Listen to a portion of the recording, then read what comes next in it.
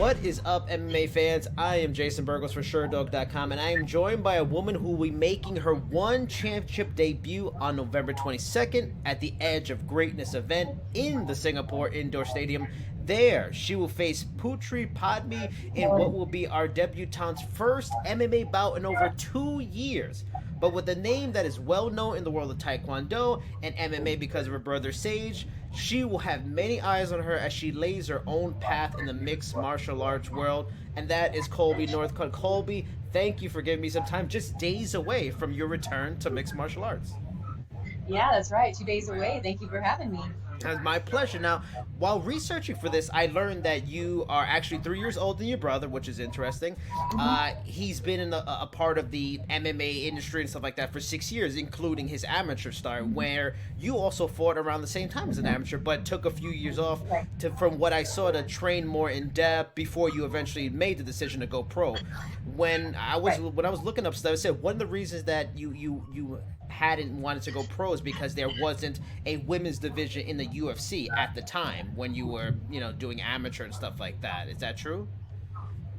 Yeah, well, when I was 18 and I graduated high school, Rhonda wasn't in the UFC yet. She obviously, to today's day, she paved the way for women's mixed martial arts. But there were talks about, she was in strike force. There were talks about her getting into the UFC, but at that time, Dana said women will never be into the UFC. So Right. you look at MMA as a career for a woman, and you can go and fight, but is it really a career where you can actually make a living off of fighting? So I thought about it, but we had some friends that kind of knew people and said, hey, she's going to be. Sorry, that was loud. She's going to be. So as soon as I graduated high school, I took a few years off and I did just train. I trained for a few years. I did have a few amateur fights, and that's what I focused on. Eventually, she did get in the UFC, and then obviously the road for women's MMA has completely changed. In that time, I took the few years off for school. I obviously trained, had amateur fights. I did go back to school later on and get my degree in that time before I made my pro debut a couple of years ago. But now, obviously, what women's MMA is now from when I graduated high school, 8 years ago, it's completely different. And women can go make a name for themselves and have a legitimate career. So that's kind of what I'm focusing on now. And that kind of answers two of my questions in one, because one, I was going to ask why Okay. something like Strike Force wasn't an option, but you talked to people and it really didn't make a lot of sense for you. And then now this is Yeah. kind of a two in one, in that one, what did you get your degree in? I'm curious. And two, in that time while you were working on your degree and the LFA debut, there still never was a moment where you were like, man, maybe I want to do it. It did school and life just still really consume you so much? Yeah, I mean, there was definitely a moment. I mean, while I was in college, I still had professional kickboxing fights, and I did get my degree in communications. Fun fact, I actually wanted to be a journalist. If Wow, I okay. wasn't going to be a fighter, I wanted to be a newscaster. So that's what I Oh, got my nice. degree in. Yeah, but I did still have kickboxing fights while I was in college and things. But I mean, obviously, you sit back and you watch. I mean, I think every athlete, no matter what sport, when you sit, it's hard to sit back on the sidelines and just watch. Yeah. You always have that itch, and you know you can do it. But I think those few years off for me were really crucial, and they helped shape me into who I am right now. And I'm super confident in what I can do in 2 days because of it. Now you make your debut in LFA 2 years ago, but it didn't go the way I'm sure you had hoped. When looking back on that TKO loss to Courtney King, what were the things you took away from that fight? How did you apply it to your training since then, and what made you decide to still, it's not like you jumped right back into the cage a few months later. You still took a couple Right. years off. Like, how did it, that too? Why did you decide to still wait a little bit longer? Yeah, well, to be honest with that fight, to be completely blunt, I shouldn't have taken it. Two Okay. weeks, less than 2 weeks before the fight, we got a call from the promotion saying that she had a staph infection or some kind of illness to where she couldn't make the weight, and so the weight class all of a sudden changed from 135 to 145. Wow. And I'm not a natural, I'm not a 145er. I weighed in, that day, fully hydrated, fed, and everything, and weighed in 140 pounds with clothes on. Like, I shouldn't have taken that for that reason alone. I should have known. My husband told me not to take the fight, but it was less than 2 weeks notice. It was in Houston, in my hometown, and I had sold a whole bunch of tickets for Legacy, Right. so I wanted to, kind of suck it up and act like it didn't bother me. So that was my number one thing. Number two, I'm really happy that loss happened my first fight so early on. I mean, most fighters go multiple fights without their first loss, and when they finally have that first loss and they've been undefeated for so long, it hits them really hard. Right. But to get it out of the way is like a weight off of your shoulders that I don't have to worry about it anymore. And I was able to step back and kind of reevaluate my training, my game plan, what I did wrong and what I could change. And that's exactly what I've been focusing on for the past 2 years, is fixing what I needed to fix. So I think that loss is, at first it hurt and it still does, but man, that was a blessing in disguise. Nobody likes to lose, but that was absolutely, without a doubt, supposed to happen for a reason. What do you feel like? What were the specific things you felt you needed to work on? Was it simply grappling? Is that the main issue? Because obviously you're a fantastic striker from your background. You've been doing it since you were a child. Is it just grappling? Is it the wrestling? Is it the BJJ? Is it all those elements, the judo, all those kinds of things? I mean, it's everything. I obviously, you would say that I, in my opinion, won the first round obviously with the striking, and I was winning the fight. We kind of got into a weird scramble and takedown, and I felt her weight on me. And to be honest, I don't want to say that it was the weight difference or the weight class. I mean, people look at me and they see that I'm really tall, and they think that I'm a lot bigger than what I am. But that's not the case. But I feel like I can work every area of my game and improve it, and that's what I'm doing as a fighter. So I'm still constantly working my striking. I'm working out at the Treigning Lab with amazing fighters. I got Mark Munoz, TJ Dillashaw, Juan Archuleta. I'm at a camp that's wrestling focused. So that's kind of what I'm focusing on right now. Obviously the wrestling and the grappling, but I'm still just trying to evolve as a fighter and improve every area of my game. What would you say? Because that's an esteemed list, and I've heard a lot of things with the Treigning Lab. I've talked to Juan, I've talked to Sayada Wad and stuff like that from there. Those guys that are there. What would you say has been the biggest improvement in you, maybe even a mental level, maybe in a preparation level, working with such high level, former UFC champions, high level Bellator fighters, say compared to where you trained previously before you went there?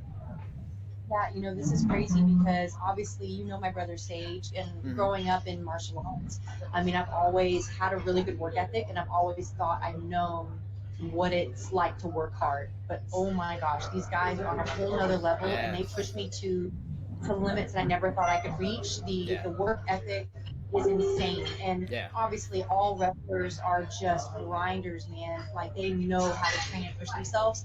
So I'm at a whole new camp with whole new coaches, whole new team, new surroundings altogether, and working with Sam Calavita with my strength and conditioning and my nutrition. That's the guy. Have you been in the weird little garage he has? Yes, I work with him in the garage twice a week, every week. Like, he pushes me. Like, that's one thing. Like, I've always worked hard, and I've always thought I known what it is to work hard, but I've never experienced anything like this camp before. And I think that everybody will actually get to see the results this time. So now the obvious question is, why now? Why specifically this point in your life, 2019? Why one championship? And how much of an influence did Sage already being in the promotion have on you making the decision to be with them? I mean, it's obviously no secret with professional MMA, I'm 0-1. So obviously I know that I'm here because of relation to Sage. Obviously, he helped me open the door. The name obviously does help, and so I'm very grateful for that opportunity, because I know the fighters work their butts off to make it into one championship or any other promotion like that. So I'm very grateful for that opportunity. But I mean, I just felt like the timing was right. I knew earlier this year I wanted to fight again, and I tried to get fights with different promotions here and there, and I was looking around, but everything was just kind of falling through. Nothing was really working out, and then I flew to Singapore for Sage's last fight. I met Chatri, and we had a conversation, and I absolutely love what One Championship stands for. You look at all the fighters, everybody is very respectable. They're humble. They treat their fighters with just like they treat each other with respect, and there's no trash talk. There's no it's like it's a whole different atmosphere when you're here, and everybody's like positive, and it's I love what it stands for. It represents real martial arts. So it was actually a really easy decision for me to pick one over anything else, for sure. Plus, I mean, I have the door open for me here already. Could you mention, like, because I was going to ask Yeah. that too, were there any other promotions that were in play that you mentioned that you was trying to set some stuff and it just didn't work out? Was LFA a possible option going back there? Was Invicta, was Bell, were any of those in play and it just didn't work out? Well, LFA for sure. Obviously, my entire amateur career was with Legacy before Mm-hmm. they merged and became LFA, so I could have done that. I had a friend who was the matchmaker for LFA. He ended up moving over to Invictus, so I could have gone there. I was actually looking at karate combat too, professional Oh, karate. okay. All right. I was Yeah, yeah. looking at that. And, my husband Raymond, he has a few teammates and students that fight for them too. So we were talking with them about getting some fights. So I was looking at a few different options, but one was definitely the way to go.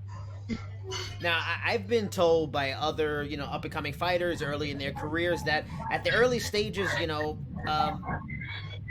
terms of scouting an opponent isn't really a primary part because just like them, they're still working on their skills, they're still developing, so is their opponent. Their opponents are still evolving so quickly. It's hard to get a read on tendencies so early in an MMA career. But for you, how much have you done some preparation or your team has prepared you for the specific style and skill set of Putri? Have you gotten any intel from them, or really is it like I've heard from other fighters? You're just making sure you are the best version of yourself on November 22nd, and not worried about what That's she it. does. I'm just making sure I'm the best version of myself. And to be honest, I didn't get my opponent until, not even 3 weeks ago. But I've known that I wanted to be on this card for some time. When I was here in May with my brother, I love Singapore. I love this area. This is like, I believe, one's home base. And so that's where I wanted to make my debut.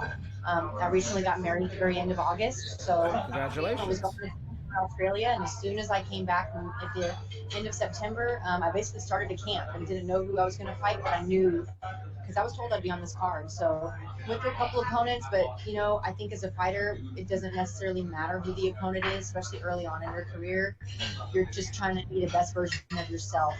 But she's very aggressive. She's a kickboxer like myself, and she likes to throw down. So I think it'll be a really good fight for sure. Now I'm glad you brought up Singapore because that's an interesting and key part of any person who's from the West, who's from the U.S. or whatever that signs with one championship. You're gonna have that possibility of fighting all the time in Asia. Have you gotten Right. any tips and advice from coaches, from training partners about how to deal with that long distance travel and all the kind of things, and making sure you're as good as possible in such a far off place like this? Yeah, I mean, the only thing really being so far away is just get here a few days earlier than scheduled to try Mm. to acclimate. But I mean, it's just treat it like every other fight. Get there early to kind of adjust to your surroundings and accommodate to your needs. But I mean, that's pretty much it. Just treat it like any other fight anywhere else. And like I mentioned before, you mentioned how the UFC and women being in the league made it was important to you, and it had its influence on your decision making as you progress through your career. Now that was a while ago, but is the end Yeah. game still a UFC? To get to the UFC, or because from that time till now things have changed, and it's really is for you as women's MMA has developed throughout the sport. Is UFC not the same kind of end game goal like it was say 2 years ago for you? It doesn't have that same sparkle that it used to have. There's so many other promotions out there that are the same, if not better, and I'm very happy with one, and there's nowhere else I would rather be. So I'm not looking to go anywhere else. I'm looking to be here for a long time and to build a great career and to make this my home. Now, like you mentioned, you did kickboxing at one time too, while in between, the pro debut and all that stuff. Sage, I've talked to Chatri Young Tong. I think his big goal for Sage is as a three-sport champion. He hopes that can be his thing for him. What's your interest in taking part in some of the other sports that one championship offers? Are you going, you have any designs on doing some one kickboxing, some one Muay Thai? Is that something that could be in the future along with MMA for one? Yeah, I mean, absolutely, I would love that. But right now, I don't think that one has a women's flyweight world champion. So that's the first goal that I have is to be the one women's flyweight world champion, 125. So that's the first goal. Obviously, I'm so excited and I love that they have kickboxing and Muay Thai because that's obviously my forte and what I like the most. MMA will obviously test myself the most, and I'm very happy to be doing that first. But no, I want to be the first women's flyweight world champion, and then after that, I can definitely make the transition over to kickboxing and Muay Thai in the future. Now, Sage's debut, was a tough one. It developed a lot of injuries and everything. How it's as fans, we know we're like Sage, and we feel for him. But you are his sister. You know combat sports. Like seeing that Yeah. happen to him and what he's had to go through since then. Has that even been tough for you to see? And is it what's how, how have you been there for him to try to get him through a really tough time in his career, just trying to heal from the facial injuries?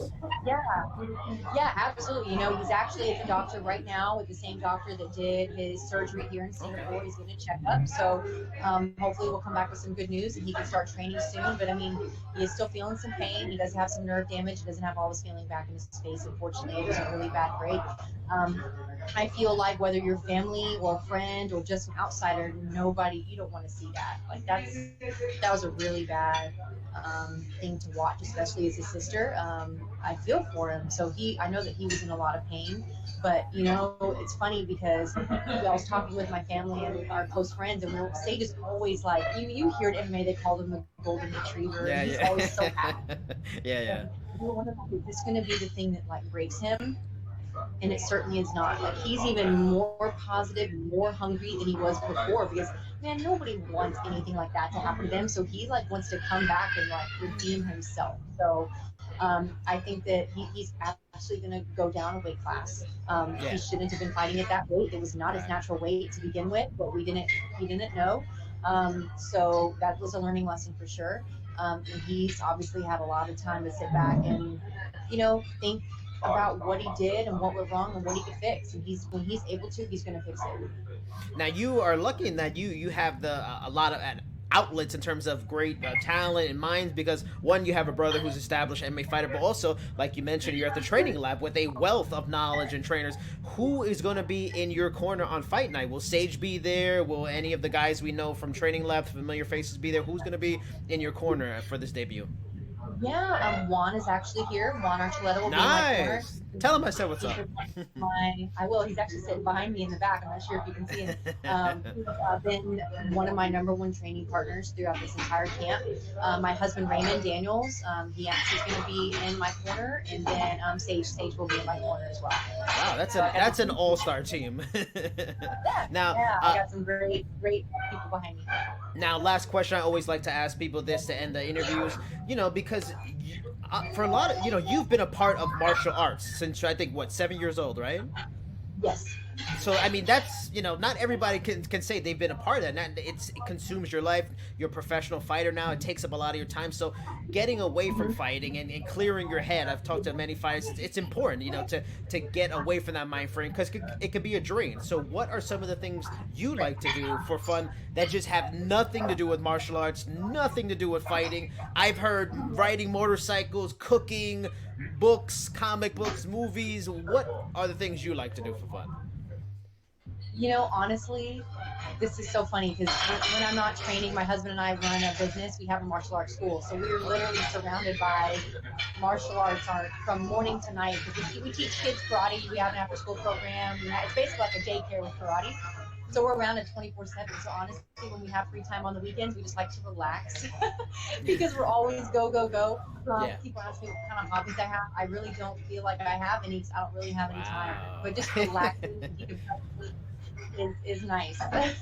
Are Maybe you some a Netflix? Yeah, I was about to ask. So are you a TV, television show, movie fan? Are there some shows you're binge watching right now that you want to let people know they got to check it out too?